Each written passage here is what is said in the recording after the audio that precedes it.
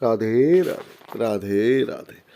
मित्रों, ऐसा है, ये कथा उस समय की है जब माँ राधा रानी ठाकुर जी से मिलने पहुंची। महारानी रुक्मिणी को जब पता चला तो वह उनके शिविर में गई। और उस समय क्या हुआ वह बाद में, लेकिन पहले इससे बाद की मनमोहक कथा बता रहा हूँ। महारानी रुक्मिणी जी बहुत आग्रह करके श्री राधा को अपने साथ अपने शिविर में ले आई।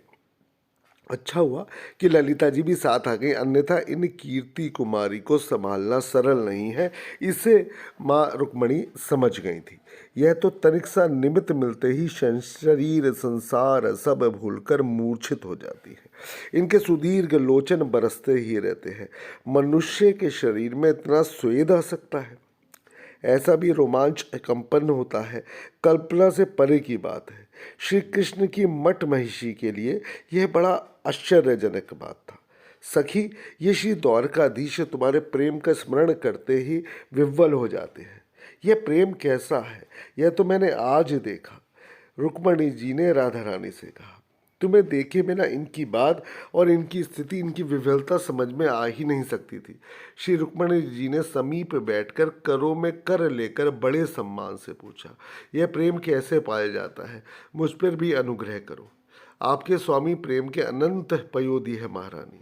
श्री रुक्मणी जी बहुत विनती कर चुकी कि यह वृष भानु नंदिनी उन्हें महारानी ना कहकर बहन कहे, किंतु यह संकोचमयी मानती ही नहीं है। इनके मुंह से दूसरा संबोधन ही नहीं निकलता। यह आप छोड़कर तुम तो रूठने पर भी नहीं बोल पाती हैं। आप उनकी पटमहिषी हैं, आपको मैं क्या बतलाऊंगी। श्री राधा ने रुक्मणी जी से कहा, वे अकारण कृपालु, अन्यथा मुझ ग्राम्या गोप कन्या में आखिर ऐसा क्या है। प्रेम की तो गंध भी मुझ में नहीं है। वे स्वभाव से परमोदर, जिससे अपना लेते हैं। इतना भी किसी प्रकार कह गई वे, ये बहुत ही था। श्री ललिता ने मूर्छित होते राधा रानी को संभाला। यह लोकोत्तर सौंदर्य और यह शील प्रेम की यह प्रकाष्ठा और यह अभिमान गंध शून्यता। महारानी रुक्मणी विभोर होकर कुछ कहने ही लगी थी, किंतु ललिता जी ने उनके चरण पकड़ लिए कि वे कुछ बोले नहीं।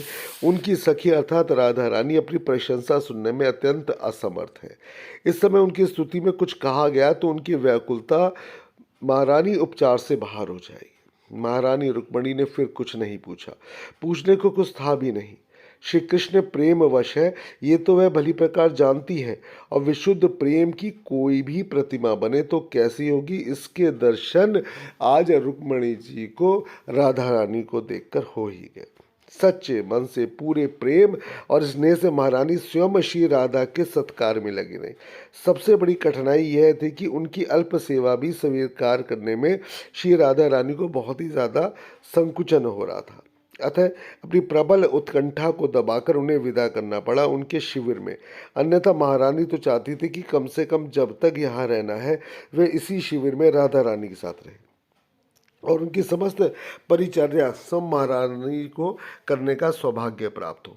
उन्हें संदेह नहीं था कि राधा की सेवा कर पावे तो उनके स्वामी का अधिक प्रेम स्वतः ही उनको प्राप्त हो जाएगा। मित्रों, देखिए, राधा रानी का प्रेम और भगवान श्री कृष्ण का प्रेम और माँ रुक्मणी उसको कैसे स्वीकार कर रही हैं कि आखिर ऐसा कैसा प्रेम है कि जो कम से कम मैं भी ऐसा चाहती हूँ कि मेरे प्रति भी ठाकुर जी का जो प्रेम है वो और अत्यधिक बढ़ जाए। इसको होने से कम यह तो होगा। तो मतलब मित्रों, मैं क्या बताऊँ आप लोगों को कि शब्दों में कुछ चीज़ें कहने ही अकल्पनीय है कि राधा रानी और कृष्ण का प्रेम, क्योंकि दोनों एक ही तो है। खैर मित्रों, कथा आगे बढ़ाते हैं। श्री राधा रानी विदा हो गई तो रात्रि में महारानी अपने आराध्य की सेवा में अत्यधिक उल्लास लिए पहुंची। वे श्री राधा के सौंदर्य, शील, संकोच की चर्चा करेंगी और श्री द्वारकाधीश तन्मय होकर सुनेंगे, प्रसन्न होंगे। और महारानी रुक्मणी कुछ कहना भी चाहती थी, यही स्मरण नहीं रहा। स्वामी के चरण लिए कर्मों में और व्याकुल हो गई और बोले कि स्वामी, आपके चरणों में ये फफोले कैसे?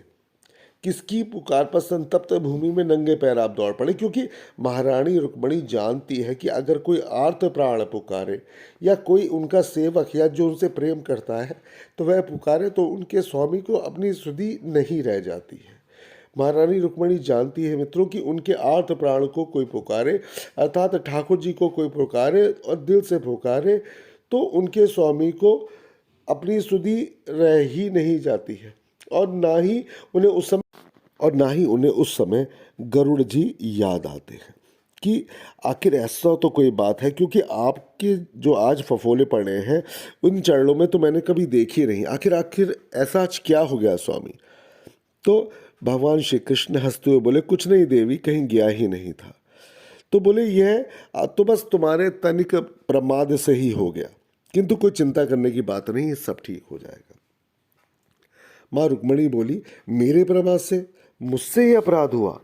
तो ठाकुर जी बोले, नहीं बाबा, तुमसे अपराध नहीं, ये तो केवल किंचित प्रमाद, तुमको हल्का सा जो तुम्हें प्रमाद हुआ उसकी वजह से। श्री कृष्ण चंद्र ने प्रियतमा पत्नी का हाथ अपने हाथ में लिया और कहा, तुमने श्री वृष भानु नंदिनी को जो दूध पीने के लिए दिया, अर्थात जो तुमने जो मेरी राधा रानी को जो दूध पीने के लिए दिया, वह थोड़ा सा भी, मतलब जो तुमने तो ठंडा करके दिया, लेकिन वो ढंग से ठंडा नहीं हुआ, शीतल नहीं हुआ था, तो तुम्हारे हाथ से वह दिया गया, अतः उसे मेरा ही दिया प्रसाद समझ के वे पी गई। मैं समझी नहीं स्वामी। तो ठाकुर जी ने कहा, पुनः मित्रों बता रहा हूँ कि जब माँ रुक्मणी ने उनको दूध पीने को दिया था तो वो ठंडा नहीं होता, शीतल नहीं हुआ था, तो ठाकुर जी बोलते हैं कि तुम्हारे हाथ से दिया गया था तो उसे मेरे दिया समझ के वह दूध पी गई। मैं समझी नहीं स्वामी। श्री रुक्मणी जी के नेत्र भर आए कि उनके प्रमाद से, हल्का सा उनका अनदेखा करने से उनके आराध्य चरणों में फफोले पड़े हैं। मेरे चरण उनके हृदय में सदा स्थिर निवास करते हैं। श्री कृष्ण जी ने बात अपनी स्पष्ट की। ठाकुर जी बोले कि मेरे चरण राधा रानी के हृदय में हमेशा निवास करते हैं। वह उष्ण दुग्ध श्री कीर्ति कुमारी के लिए असह्य था, उसका ताप इन चरणों पर भी तो पड़ता। ओह, महारानी रुक्मणी जी उन चरणों पर ही मस्तक रखकर फूट फूट के विलप पड़ी कि आज वे इस समय समझ पड़ी कि एक प्राण दो देह का क्या अर्थ होता है। उनके आराध्य और उनके वृष भानु नंदिनी में कितना भेद है, इन्हें वे शील संकोच का वर्णन सुनाने की इच्छा कर रही थी। श्री राधा तो व्रजांगनों की मुकुटमणि है, किंतु महारानी रुक्मणी को लगा कि व्रज के शिविर में जो भी आए हैं, स्त्री पुरुष युवा वृद्ध, सब विशुद्ध प्रेम प्रतिमा है। त्रिभुवन में उनकी कहीं कोई तुलना ही नहीं है। व्रज जनों के चरण स्पर्श से पुरुष को श्री कृष्ण प्रेम की प्राप्ति होती है। देव ऋषि नारद की यह बात अब उनके अंतःकरण में गूंजती ही रही। व्रज जनों के प्रेम की स्पर्धा कहाँ, उनका सेवा मिलना भी बहुत ही सौभाग्य, किंतु वह भी कहाँ मिलती है। उस शिविर में जाने पर सब सेवा ही करना चाहते हैं, सब संकोच की मूर्ति है। मैया यशोदा के चरणों में महारानी कुछ काल बैठ पाती हैं, किंतु वहाँ भी अपार स्नेह पाया जा सकता है। सेवा का अवसर तो वहाँ भी नहीं है।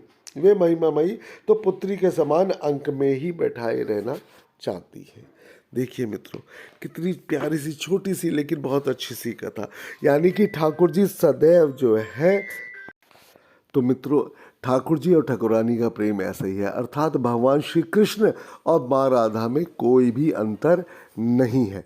श्री कृष्ण गोविंद हरे मुरारी, हे नाथ नारायण वासुदेवाय, हरे कृष्ण कृष्ण कृष्ण हरे हरे, हरे राम राम राम हरे हरे, हरे राम राम राम हरे हरे, हरे कृष्ण कृष्ण कृष्ण हरे हरे।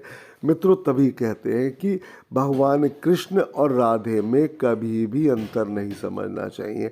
जो भी ऐसा अंतर समझते हैं तो ठाकुर जी मिलने दुर्लभ हो जाते हैं। राधे राधे।